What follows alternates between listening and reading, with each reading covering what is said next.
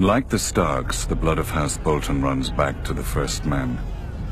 Singers call those times the Age of Heroes, a mask for a savage world that bred savage men.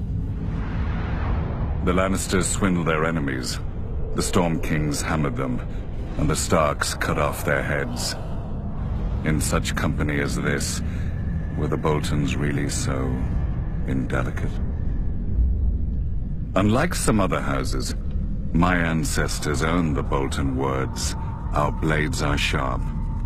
They passed down not a Valyrian greatsword, but a knife, honed and thin enough to fit between the topmost layer of skin and the tissue below, and peel.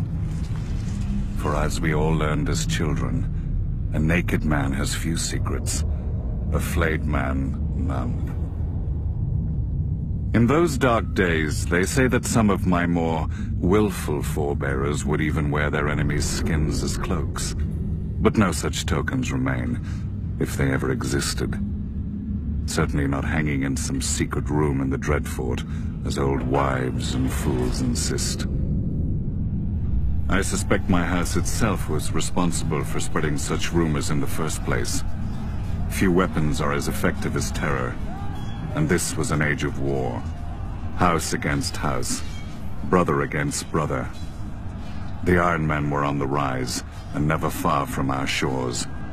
We must have seemed ripe for the taking, too busy fighting each other to deal with the raiders as they deserved.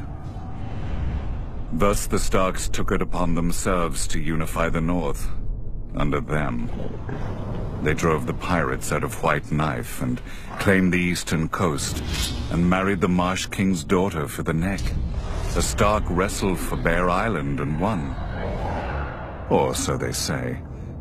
Silly stories. Blood and Steel won the North, and the Starks had the most of both. After years of war, my ancestors gave up their barbaric practices and bent the knee to their new kings. Thus House Bolton became what we are today, loyal bannermen and staunch ally to the Starks, and the second greatest house in the North.